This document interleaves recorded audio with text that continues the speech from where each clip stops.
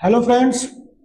आज के लेक्चर में हम लोग भारत के संविधान में administrative relations between the union and the states जानेंगे। उसके विषय में स्टडी करेंगे। जो भी एडमिनिस्ट्रेटिव रिलेशन है यूनियन गवर्नमेंट और स्टेट गवर्नमेंट के बीच में, ये संविधान के पार्ट 11 में दिया है। चैप्टर सेकेंड चैप्टर है, ठीक है। और आर्टिकल 256 से 263 तक है। तो कुछ बेसिक चीजें जान लेते हैं कि जो फेडरल स्ट्रक्चर होता है गवर्नमेंट का, इसमें कई लेवल्स पे गवर्नमेंट होती हैं। एक सेंट्रल गवर्नमेंट होती है और बहुत सारी स्टेट गवर्नमेंट होती हैं। तो इसमें होता ये है कि जो गवर्नेंस की पावर है वो डिवाइडेड होती है सेंट्रल गवर्नमेंट और स्टेट गवर्नमेंट्स के बीच में, ठीक है। तो इसलिए हमको मैक्सिमम कोऑपरेशन की जरूरत होती है सेंट्रल गवर्नमेंट्स के बीच में और स्टेट गवर्नमेंट्स के बीच में, सेंटर और स्टेट के बीच में। इसके अलावा पूरा कोऑपरेशन चाहिए स्टेट गवर्नमेंट्स के बीच में आपस में भी, तभी ये फेडरल स्ट्रक्चर सफल हो सकता है, ठीक है। पूरा कोऑर्डिनेशन होना चाहिए सेंटर और स्टेट के बीच में और स्टेट के वेरियस स्टेट्स के बीच में आपस में। लेकिन जो एग्जीक्यूटिव पावर्स का डिस्ट्रीब्यूशन कैसे होगा सेंटर और स्टेट के बीच में, ठीक है। लेजिस्लेटिव पावर्स तो हम जानते हैं कि सेंटर और स्टेट के बीच में डिवाइडेड है। कॉन्स्टिट्यूशन में लिखा हुआ है कि union list, state list, concurrent list, in items पे अपना अपना कानून बनाएंगे। लेकिन इसी तरीके से एग्जीक्यूटिव पावर्स भी डिवाइड की जाती हैं, ठीक है, सेंटर और स्टेट के बीच में। लेकिन इसके कुछ एक्सेप्शंस भी होते हैं। जो सेंटर का एग्जीक्यूटिव पावर है वो पूरे देश के ऊपर, एंटायर टेरिटरी ऑफ इंडिया पे लागू है, ठीक है। तो पूरे इंडिया पे उनका जो रिस्ट्रिक्शन है एग्जीक्यूटिव पावर के लिए सेंट्रल गवर्नमेंट का, किस मैटर्स पे, in the matters in which parliament has exclusive powers to legislate ordinance. यानी कि यूनियन लिस्ट में जो संबंधित आइटम्स दिए हुए हैं उसके संबंध में जो भी एग्जीक्यूटिव पावर एक्सरसाइज करना होगा, कानून बनाया, कानून का इम्प्लीमेंटेशन करना हुआ, उसके लिए तमाम एजेंसीज, डिपार्टमेंट्स वगैरह एग्जीक्यूटिव पावर यूज करेंगे यूनियन लिस्ट से संबंध में। तो उसमें सेंट्रल गवर्नमेंट के पास पूरी एग्जीक्यूटिव पावर होगी। अच्छा, कोई ट्रीटी या एग्रीमेंट करती है सेंट्रल गवर्नमेंट किसी विदेशी देश के साथ, विदेशी कंट्री के साथ, तो उसमें अगर कुछ राइट्स, अथॉरिटी या जुरिडिक्शन गवर्नमेंट को मिलते हैं और उसके एक्सरसाइज में कुछ एग्जीक्यूटिव पावर यूज करना है तो वो भी सेंट्रल गवर्नमेंट के पास होगी, स्टेट गवर्नमेंट के पास नहीं होगी। स्टेट गवर्नमेंट के पास कौन सी एग्जीक्यूटिव पावर होगी? एक तो पहली बात कि स्टेट गवर्नमेंट की एग्जीक्यूटिव पावर उसी के स्टेट में ही एक्सरसाइज होगी। किस मैटर्स पे होगी? जिस मैटर्स पे स्टेट गवर्नमेंट की, स्टेट लेजिस्लेचर के पास पावर है कानून बनाने का, यानी कि स्टेट लिस्ट के सब्जेक्ट्स पे।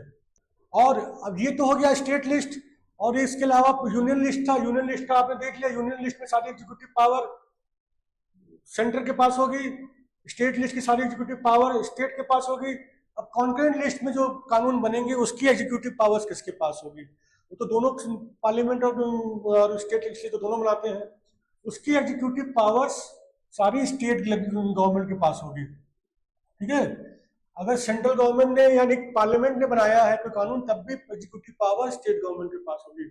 लेकिन अगर संविधान में कहीं कोई प्रावधान दिया है और पार्लियामेंट ने जो कानून बनाया है उसमें अगर कोई प्रावधान दिया है कि सेंट्रल गवर्नमेंट के पास ही एग्जीक्यूटिव पावर होगी, तब अलग बात है, तब तो सेंट्रल गवर्नमेंट के पास ही एग्जीक्यूटिव पावर होगी। लेकिन अगर कोई प्रावधान ऐसा नहीं दिया गया है तो कॉन्करेंट लिस्ट में जितने भी कानून बनेंगे, चाहे पार्लियामेंट बनाए चाहे स्टेट लेजिस्लेचर बनाए, उसकी सारी एग्जीक्यूटिव पावर स्टेट गवर्नमेंट के पास होगी। तो इसको टेबल के फॉर्म में देख लेते हैं। अगर कॉन्करेंट लिस्ट का जो सब्जेक्ट है उस पर पार्लियामेंट ने कानून बनाया है और अगर उसमें एक स्पेसिफिक प्रावधान दिया हुआ है, चाहे कॉन्स्टिट्यूशन में चाहे उस लॉ में जो पार्लियामेंट द्वारा पास किया गया कि एग्जीक्यूटिव पावर सेंटर के पास होगी, तो फिर सेंटर वो पावर एक्सरसाइज करेगी। और अगर ऐसा नहीं है, पार्लियामेंट ने कानून बनाया है और ऐसा कोई स्पेसिफिक प्रोविजन नहीं है जो हम लोगों ने डिस्कस किया, और या फिर स्टेट लेजिस्लेचर ने कानून बनाया है, दोनों केस में ही state government executive power exercise करेगी। अच्छा, स्टेट्स और यूनियन की क्या ऑब्लिगेशन है? आर्टिकल 256 में लिखा हुआ है। उनके पास देखिए अपनी अपनी एग्जीक्यूटिव पावर्स हैं, स्टेट के पास और सेंटर के पास। लेकिन जो सेंटर की एग्जीक्यूटिव पावर है वो सुपीरियर है स्टेट की एग्जीक्यूटिव पावर से है। इसलिए स्टेट की जो एग्जीक्यूटिव पावर है उस पर रेस्ट्रिक्शंस होंगी। उस स्टेट को अपनी एग्जीक्यूटिव पावर्स एक्सरसाइज करते वक्त ये इंश्योर करना होगा कि पार्लियामेंट ने जो लॉ बनाया है उसकी कंप्लायंस हो। और इसके अलावा स्टेट्स को ये भी इंश्योर करना होगा कि जब भी वो अपनी एग्जीक्यूटिव पावर इस्तेमाल करें तो वो कभी भी सेंटर की एग्जीक्यूटिव पावर को ब्रीच न कर दें। ठीक है, ऐसा क्यों बनाया गया प्रावधान? ताकि सेंटर अपनी एग्जीक्यूटिव पावर अनरिस्ट्रिक्टेड मैनर में इस्तेमाल कर सके। ठीक है। अच्छा, 256 आर्टिकल के तहत यूनियन गवर्नमेंट के पास ये भी पावर है कि वो इंस्ट्रक्शंस या डायरेक्शंस इशू करे स्टेट को, ताकि अभी रेस्ट्रिक्शंस वो कंप्लाई करे जो रेस्ट्रिक्शंस है स्टेट गवर्नमेंट के ऊपर एग्जीक्यूटिव पावर के संबंध में। और इस तरह की जो भी इंस्ट्रक्शंस डायरेक्शंस यूनियन गवर्नमेंट देगी स्टेट गवर्नमेंट को, उसकी कंप्लायंस मैंडेटरी होगी। और अगर कंप्लायंस नहीं होती है तो फिर ये माना जा सकता है कि स्टेट गवर्नमेंट संविधान के अनुसार नहीं चल रही है। आर्टिकल 356 इन्वोक करके रेजिडेंट रूल भी लगाया जा सकता है। ठीक है।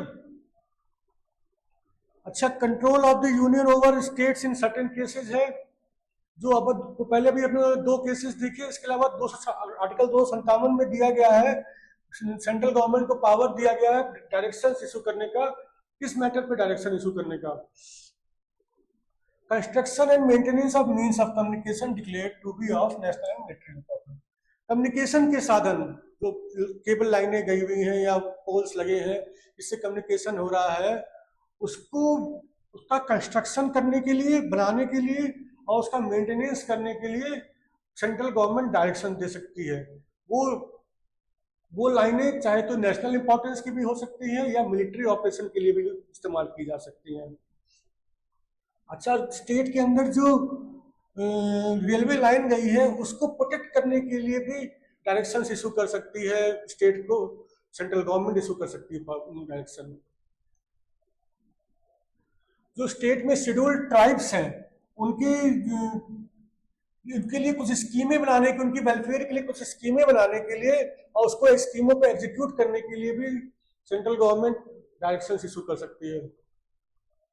अच्छा, जो लिंग्विस्टिक माइनॉरिटी ग्रुप के जो बच्चे हैं स्कूलों में प्राइमरी स्टेज पे, उनको उनकी मदर टंग में ही एजुकेशन प्रोवाइड की जाए, ऐसा इंस्ट्रक्शन भी सेंट्रल गवर्नमेंट दे सकती है। और ये सारे इंस्ट्रक्शन सेंट्रल गवर्नमेंट फोर्सफुली लागू करा सकती है, ये स्टेट गवर्नमेंट के लिए ऑप्शनल नहीं है। अच्छा, यूनियन गवर्नमेंट कुछ पावर्स दे सकती है स्टेट गवर्नमेंट्स को कुछ केसेस में, आर्टिकल 258 के तहत। ठीक है। देखिए, लेजिस्लेटिव पावर्स तो डिवाइडेड है कि मतलब कानून कौन किस मुद्दे पे कौन कानून बनाएगा। स्टेट पे इन मुद्दों पे स्टेट बनाएगा, इन मुद्दों पे यूनियन गवर्नमेंट बनाएगी, पार्लियामेंट बनाएगी। और ये बहुत ही थोड़ा सा डिस्ट्रीब्यूशन जो है ये कॉम्प्लेक्स और रिजिड टाइप का है। तो जो यूनियन गवर्नमेंट है, यूनियन अपना कानून बनाने की पावर डेलीगेट नहीं कर सकती किसी स्टेट को कि मुझे ये पावर मिली है कानून बनाने की संविधान में, मैं डेलीगेट कर रहा हूँ, और पार्लियामेंट डेलीगेट कर दे कि भाई आप फला स्टेट में जगह कानून आएगा। ऐसा नहीं हो सकता है। और स्टेट गवर्नमेंट भी अपनी पावर डेलीगेट नहीं करती। एक सिंगल स्टेट डेलीगेट नहीं कर सकता अपना पावर सेंट्रल को, पार्लियामेंट को, कि स्टेट गवर्नमेंट की स्टेट लेजिस्लेचर की जगह पार्लियामेंट बनाए। 2 या 2 से अधिक एग्रीमेंट करके बना कर सकते हैं, वो अलग चीज है, लेकिन एक सिंगल स्टेट ये डेलीगेट नहीं कर सकता। देखिए, इसी तरीके से जो एग्जीक्यूटिव पावर्स है ना, वो भी काफी रिजिड है। इसकी वजह से आपका कॉन्फ्लिक्ट हो सकता है स्टेट में और सेंटर में। इसीलिए ये आर्टिकल जो दोनों स्टेट्स के, सेंटर और स्टेट के बीच में डेडलॉक ना हो जाए और जो रिजिडिटी है उसको हैंडल किया जा सके, इसके लिए आर्टिकल 258 और 258A है कॉन्स्टिट्यूशन में। 258 में सेंट्रल गवर्नमेंट पावर्स डेलीगेट करती है, एग्जीक्यूटिव पावर्स, और 258A में state government executive powers delegate करती है सेंट्रल गवर्नमेंट को। ठीक है। अभी 258 हम लोग देख रहे हैं, सेंट्रल गवर्नमेंट जो स्टेट्स को पावर्स डेलीगेट करती है। पहला तो है तरीका है बाय एग्रीमेंट। प्रेसिडेंट क्या कर सकते हैं, पहले स्टेट गवर्नमेंट की कंसेंट लेकर के स्टेट गवर्नमेंट की कंसेंट लेकर के कुछ डेलीगेट कर सकते हैं, कोई फंक्शन, जो जिन मैटर्स पे जो एग्जीक्यूटिव पावर यूनियन के पास है, वो जिन फंक्शंस पे एग्जीक्यूटिव पावर यूनियन गवर्नमेंट के पास है, प्रेसिडेंट चाहे तो उसको डेलीगेट कर सकते हैं स्टेट गवर्नमेंट को, लेकिन पहले स्टेट गवर्नमेंट की कंसेंट लेनी होगी, ये एग्रीमेंट के तहत करना होगा। और ये जो डेलीगेशन होगा ये कंडीशनली भी हो सकता है, ये कंडीशंस फुलफिल करके, या अनकंडीशनली भी हो सकता है, जैसा भी चाहे। लेकिन मेन चीज है कि वो पहले स्टेट गवर्नमेंट की कंसेंट लेनी होगी, उसके बिना डेलीगेशन नहीं होगा। दूसरा तरीका है पावर डेलीगेट करने का बाय लॉ, ठीक है। तो अगर एक लॉ बनाती है पार्लियामेंट ऑफ इंडिया, जो जूनियर लिस्ट पे जो सब्जेक्ट्स दिए हुए हैं, जिसमें पार्लियामेंट ऑफ इंडिया को पावर दिया गया है, तो उसमें कुछ जो लॉ में पार्लियामेंट चाहे तो कुछ पावर्स या ड्यूटीज वगैरह स्टेट को या स्टेट की गवर्नमेंट ऑफिसर्स को या उसकी अथॉरिटीज को दे सकती है, ठीक है। इस केस में स्टेट गवर्नमेंट की परमिशन लेने की जरूरत नहीं है। अगर पार्लियामेंट ने कानून बनाया है किसी यूनियन लिस्ट के सब्जेक्ट पे, और उसने प्रावधान कर दिया है कि ये पावर्स, ये फंक्शंस डेलीगेट कर रहे हैं स्टेट गवर्नमेंट को, तो ये ड्यूटीज डेलीगेट कर रहे हैं, तो वो अब उसके लिए उनको स्टेट गवर्नमेंट की परमिशन की जरूरत नहीं है, कंसेंट की जरूरत नहीं है। अगर एग्रीमेंट होगा तब जरूरत है, ठीक है। अब उसका उल्टा देख ले, स्टेट गवर्नमेंट की पावर यूनियन गवर्नमेंट को कुछ फंक्शंस डेलीगेट कर देने की, एग्जीक्यूटिव फंक्शंस, इसके लिए भी यूनियन गवर्नमेंट की, सेंट्रल गवर्नमेंट की परमिशन लेनी होगी, पहले कंसेंट लेनी होगी, ठीक है। तो अब उस स्टेट के गवर्नर सेंट्रल गवर्नमेंट को या उसके किसी अधिकारी को वो फंक्शंस डेलीगेट कर सकते हैं। जो भी matter executive power state government के पास है, उसके संबंध में कुछ powers, functions, duties central government को गवर्नर डेलीगेट कर सकते हैं, लेकिन पहले सेंट्रल गवर्नमेंट की परमिशन लेनी होगी, कंसेंट लेनी होगी, ठीक है। और ये भी वो चाहे तो कंडीशनली कर सकते हैं या अनकंडीशनली भी कर सकते हैं, दोनों ही तरीका है। अच्छा, जैसे हमने भी देखा कि यूनियन लिस्ट में वो लोग पार्लियामेंट पावर बनाएगी, पार्लियामेंट कानून बनाएगी और उसको उसमें लिख देगी कि ये फंक्शंस और पावर्स अगर हम डेलीगेट कर रहे हैं स्टेट गवर्नमेंट को। अगर स्टेट गवर्नमेंट कोई कानून बनाती है स्टेट लिस्ट के सब्जेक्ट्स पे, तो क्या उसमें लिख सकती है कि नहीं ये पावर हम डेलीगेट कर रहे हैं यूनियन गवर्नमेंट को? नहीं, ऐसा नहीं अलाउड है। स्टेट गवर्नमेंट जब कानून बनाएगी उस कानून में ये प्रावधान नहीं डाल सकती कि ये पावर्स, ये फंक्शंस, ये ड्यूटीज हम यूनियन गवर्नमेंट को डेलीगेट कर रहे हैं, क्योंकि ये अलाउड नहीं है। स्टेट गवर्नमेंट केवल एग्रीमेंट के थ्रू, सेंट्रल गवर्नमेंट के संग एग्रीमेंट के थ्रू ये अपने पावर्स और फंक्शंस डेलीगेट कर सकती है, लॉ के थ्रू नहीं कर सकती। अच्छा, jurisdiction of the union in relation to territories outside India, article 260। तो देखिए, इंडिया की जो गवर्नमेंट है, सेंट्रल गवर्नमेंट है, अगर वो एग्रीमेंट करती है किसी दूसरे देश की गवर्नमेंट के साथ, ठीक है, किस लिए एग्रीमेंट करती है? उस देश में कुछ एग्जीक्यूटिव, लेजिस्लेटिव या जुडिशियल फंक्शंस को अंडरटेक करने के लिए, वो एग्जीक्यूट करने के लिए, तब वो कर सकती है। किसी दूसरे देश का एग्जीक्यूटिव, लेजिस्लेटिव या जुडिशियल फंक्शन के लिए एग्रीमेंट कर सकती है हमारे देश की सेंट्रल गवर्नमेंट किसी दूसरे देश की गवर्नमेंट के साथ, ठीक है। Public records and judicial proceedings, public acts, records and judicial proceedings, article 261। Full faith and credit should be given throughout the territory of India to public acts and records and judicial proceedings of the union and of every states, ठीक है। ये बहुत simple सा है। Parliament is empowered to make a law to determine the manner in which and the conditions under which the acts, records and proceedings as above should be proved and effect thereof determined, ठीक है। एक ये article देखते हैं, article 262, adjudication of disputes relating to waters of inter state rivers and और river valleys. अक्सर ये सुनने में आया हो कि कोई नदी कई राज्यों से पास करती है, तो उसके पानी का बंटवारा कैसे होगा? जिस राज्य में पहले आई वहीं पे वो रोक करके सारा पानी ले ले, दूसरे राज्य को मिलेगा नहीं, तो इसके लिए डिस्प्यूट हो जाता है। तो आर्टिकल 262 पार्लियामेंट को ये पावर देता है कि कोई भी डिस्प्यूट हो या कंप्लेंट हो तो उसका जजमेंट पार्लियामेंट करेगी। ठीक है, किस लिए डिस्प्यूट हो सकता है? यूज करने के लिए, डिस्ट्रीब्यूशन करने के लिए, कंट्रोल करने के लिए। किस चीज का? पानी जो कि इंटर स्टेट रिवर या रिवर वैली का है, उसका पानी को यूज करना, डिस्ट्रीब्यूट करना, कंट्रोल करने के विषय में कुछ राज्यों में डिस्प्यूट हो सकता है। तो सेंट्रल गवर्नमेंट के पास पावर, सॉरी पार्लियामेंट के पास पावर है आर्टिकल 262 के तहत कि वो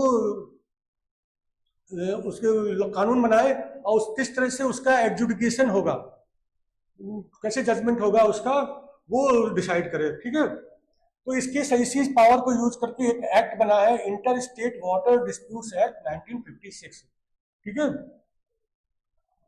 आर्टिकल 262 ये भी पावर देता है पार्लियामेंट को कि वो कानून बनाया कि उसमें कानून में ये लिखा हो कि सुप्रीम कोर्ट या कोई और कोर्ट इस मैटर में जुरिडिक्शन नहीं होगा। ठीक है, पानी का अगर कोई डिस्प्यूट हो गया तो कोई जुरिडिक्शन कोई सुप्रीम कोर्ट के पास या किसी और कोर्ट के पास नहीं जा पाएगा। और इससे ये जो आर्टिकल, ये जो inter state water disputes act 1956 बना है, इसमें सेक्शन 11 है। सेक्शन 11 में लिखा है कि ये मैटर सुप्रीम कोर्ट के जुरिडिक्शन में नहीं होगा, वाटर डिस्प्यूट वाला, और ये ट्रिब्यूनल बना है इसके लिए, उसके पास जाएगा। ठीक है, अब आर्टिकल 263 देख लेते हैं, provisions with respect to an inter state council. Article 263 के तहत प्रेसिडेंट को पावर दी गई है कि वो एक इंटर स्टेट काउंसिल, कई तरह के इंटर स्टेट काउंसिल बना सकते हैं। अगर उनको लगे कि ये जनहित में होगा और कि एक काउंसिल बनाई जाए, और उसको क्या ड्यूटी दी जाए? Inquiring into and advising upon disputes which may have arisen between states. अगर स्टेट्स के बीच में कुछ डिस्प्यूट्स आ गया हो तो उसको इंक्वायरी करना और उसके विषय में सलाह देना प्रेसिडेंट को। Investigating and discussing subjects in which some or all of the states or the union or one of more of the states have a common interest. कुछ सब्जेक्ट्स ऐसे होते हैं कि जिसमें कई स्टेट्स का कॉमन इंटरेस्ट होता है, या फिर सेंट्रल गवर्नमेंट का और स्टेट गवर्नमेंट का कॉमन इंटरेस्ट होता है, तो उसको इन्वेस्टिगेट करना और उसको डिस्कस करने के लिए। और इसके अलावा और रिकमेंडेशंस दूसरे सब्जेक्ट्स पर रिकमेंडेशन के लिए। ठीक है, मेनली कोऑर्डिनेशन पॉलिसी के लिए, जो सब रिकमेंडेशन देने के लिए प्रेसिडेंट चाहे तो एक काउंसिल बना सकते हैं इस पर्पस के लिए, है, और वो उसके ड्यूटीज और ऑर्गेनाइजेशन और प्रोसीजर वगैरह भी डिफाइन कर सकते हैं।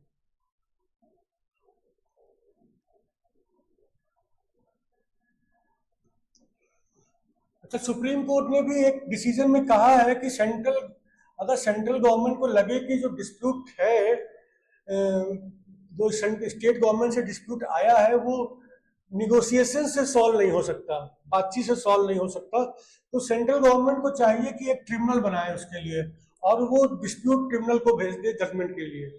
तो इसी पावर की एक्सरसाइज करते हुए, 263 की पावर की एक्सरसाइज करते हुए, फिलहाल 3 काउंसिल्स प्रेसिडेंट ने बनाई हैं, प्रेसिडेंट ऑफ इंडिया ने। पहली है central council of health, central council of local self government, और तीसरी है ट्रांसपोर्ट डेवलपमेंट काउंसिल। तो इसमें ये स्टेट्स के बीच में कोऑर्डिनेशन करने के लिए इस मैटर पे, हेल्थ के मैटर पे, ट्रांसपोर्ट के मैटर पे, लोकल सेल्फ गवर्नमेंट के मैटर पे ये 3 काउंसिल बनाई गई हैं। अच्छा, इमरजेंसी के दौरान संबंध क्या होंगे वेरियस गवर्नमेंट्स के बीच में? अगर 352 के तहत नेशनल इमरजेंसी चल रही है देश में, तो सेंटर चाहे तो एग्जीक्यूटिव डायरेक्शन भी स्टेट को दे सकता है उस दौरान, इमरजेंसी के दौरान। ठीक है, और हालांकि स्टेट गवर्नमेंट सस्पेंड नहीं की जाती है, लेकिन फिर भी पूरी तरीके से सेंट्रल गवर्नमेंट के कंट्रोल में आ जाती है इमरजेंसी के दौरान। अगर आर्टिकल 356 के तहत प्रेसिडेंट रूल लगाया गया है, तो प्रेसिडेंट के पास सारी फंक्शंस आ जाती हैं, एग्जीक्यूटिव फंक्शंस गवर्नमेंट की।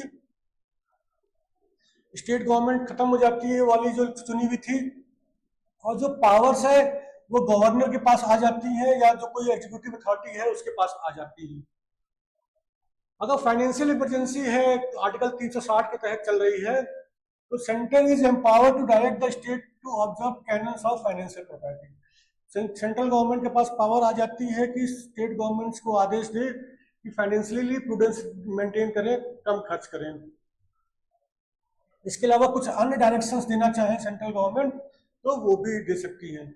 इसके अलावा कुछ एक्स्ट्रा कॉन्स्टिट्यूशनल एजेंसीज बनाई गई हैं ऑल इंडिया प्रॉब्लम्स को सेटल करने के लिए।